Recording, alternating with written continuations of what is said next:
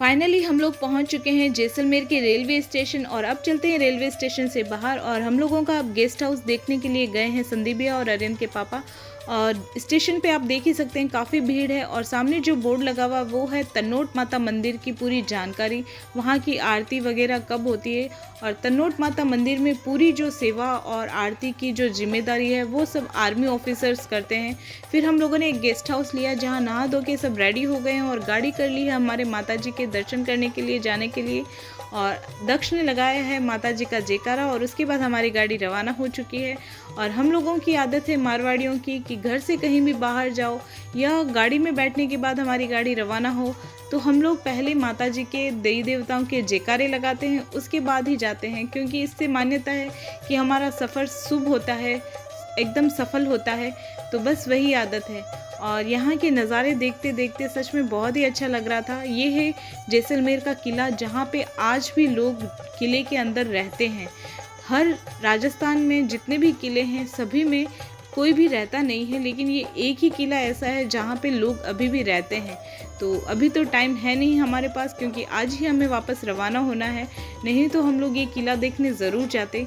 और उसके बाद हम लोग जैसलमेर से हमारा मंदिर है 16-17 किलोमीटर की दूरी पे, जो हमारी कुल देवी का मंदिर है। तो बस नज़ारों का आनंद लेते लेते हम लोग पहुँच चुके हैं हमारी कुल देवी माता के मंदिर दर्शन करने के लिए। और यहाँ पे एंट्री करते ही पहले एक जैन मंदिर आता है जहाँ पे कल्प वृक्ष है, जो आज भी वहाँ पे उनकी जड़ें हैं। तो बहुत साल पुराना मंदिर है, लेकिन वो आपको अगले व्लॉग में दिखाऊंगी, वहाँ के दर्शन कराऊंगी। और अभी हम लोग पहले जाएंगे हमारी माता के दर्शन करने के लिए। और आ गया है हमारी कुल देवी माता का मंदिर, जो हम लोगों को कुछ साल पहले ही पता चला है कि हमारी कुल देवी माता का जो मंदिर है वो यहाँ पे है। क्योंकि शुरू से जब से हमारी पीढ़ी दर पीढ़ी जो भी पूर्वज रहे हैं वो घर पे ही हमारी माता के सेवा, दर्शन, प्रसाद चढ़ाना जो भी होता है वो हमारे घर पे ही करते थे। लेकिन अभी कुछ साल पहले जब खोज की गई कि एक्चुअल में राखेचा की कुल माता का मंदिर कहाँ पे है, तो जब जानकारी की गई तब पता चला कि यहाँ पे है।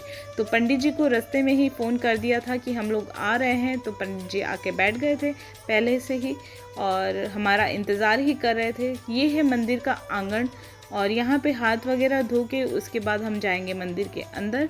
और मैंने सारी चीज़ें ले ली है, जैसे माता जी की चूंदड़ी, प्रसाद, श्रृंगार का सामान, नारियल, ये सब हम चीज़ें सूरत से ही लेके आए थे, जो भी हमें माता जी को चढ़ाना था। क्योंकि यहाँ पे मंदिर के आजू बाजू में सब घर ही है, यहाँ पे कोई भी दुकान नहीं है। अगर यहाँ से नहीं ले सकते हैं और सूरत से भी नहीं ला सकते हैं तो हमें फिर जैसलमेर में ख़रीदी करनी पड़ती, और उतना टाइम था नहीं हमारे पास, तो हम सारी चीज़ें सूरत से ही लेके आए थे। मंदिर के बाहर यहाँ पे भैरू जी का मंदिर और हनुमान जी का मंदिर बना हुआ है और उसके अंदर माता जी का मंदिर बना हुआ है। तो चलिए चलते हैं अब अंदर माता जी के मंदिर दर्शन करने के लिए। तो सब आ गए हैं और सब अपने घर से जो भी माता जी को चढ़ाना था वो सूरत से ही लेके आए थे। जो भाभी जी को भी लाना था और ज्योति को भी लाना था, जो भी लाना था हम लोग चढ़ाने का, जो भी माता जी को था वो हम सूरत से ही लेके आए थे। और यहाँ पे दरी लगाई हुई थी, लेकिन काफ़ी जन थे हम लोग, तो यहाँ पे दक्ष ने, परू ने दरी ओढ़ लगाई। और उसके बाद पंडित जी ने कहा एक एक परिवार करके आइए और माता जी को जो भी बेस चढ़ाना है, जो चूंदड़ी चढ़ानी है वो चढ़ाइए। तो बड़े भैया से शुरुआत की, क्योंकि घर के बड़े हैं वो, और उन्होंने पहले माता जी को चूंदड़ी चढ़ाई, नारियल चढ़ाया, प्रसाद चढ़ाया। और ये है हमारी कुल देवी का मंदिर जो काफ़ी साल पुराना है।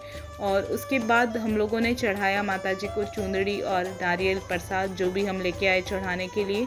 और इसी तरह सभी चीज़ें जो हम माता जी को अर्पण करना चाहते थे, जो प्रार्थना करना चाहते थे, तो बैठ के सभी प्रार्थना की। पंडित जी ने माता जी को भोग लगा के कुछ प्रसाद थाली में रखा और उसके बाद बैठ गए। और उसके बाद पता चला कि संदीप भैया भी बाकी थे अभी चढ़ाना प्रसाद उनका भी, तो फिर से उन्होंने प्रसाद और जो बेस वगैरह था वो लिया और माता जी को चढ़ाया। और पंडित जी काफ़ी एज में हैं और काफ़ी सालों से इस मंदिर की देख रेख कर रहे हैं। और देख सकते हैं आप काफ़ी पुराना मंदिर है। मैंने पूछा भी था उस वक्त, लेकिन मेरे दिमाग से वापस निकल गया। और इसकी आप देख रेख से भी पता चल सकता है कि ये मतलब कितना पुराना मंदिर है। यहाँ पे अलग अलग जैसे माता जी की मूर्ति की स्थापना की गई है, और इस तरह से जैसे पहले जो मंदिर हुआ करते थे उसी तरह से आज भी ये मंदिर है।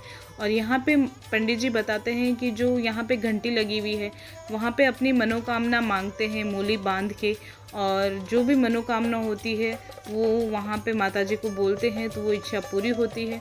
मेरी इच्छा थी कि साल भर से पहले मैंने मूली नहीं बांधी थी। मेरे लिए विजय जी हमेशा जो भी मान्यता होती है वो मांग लेते हैं, और बच्चों को भी अपनी पढ़ाई को लेके, करियर को लेके उनको टेंशन थी तो उन लोगों ने भी मूली बांधी।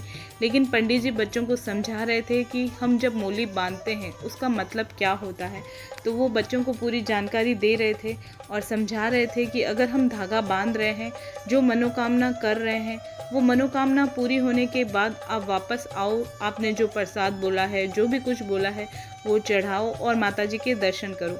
और कहते हैं ना, देवी देवता ज़्यादा कुछ मांगते नहीं हैं, बस हमारी भक्ति देखते हैं। और ये छत्र है माता जी का, ऊपर ध्वजा लगी हुई है, और हम लोग सब आ गए माता जी की दर्शन सेवा करके। पंडित जी से काफ़ी देर बात भी की और बाहर बैठ गए। यहाँ पे बड़े भैया छोटे छोटे बच्चे बैठे थे, उन लोगों के साथ बातें कर रहे थे, मस्ती कर रहे थे। अब जाएंगे हम लोग जैन मंदिर दर्शन करने के लिए, लेकिन वो आपको अगले ब्लॉग में दिखाऊंगी। और चलते हैं आगे दर्शन करने।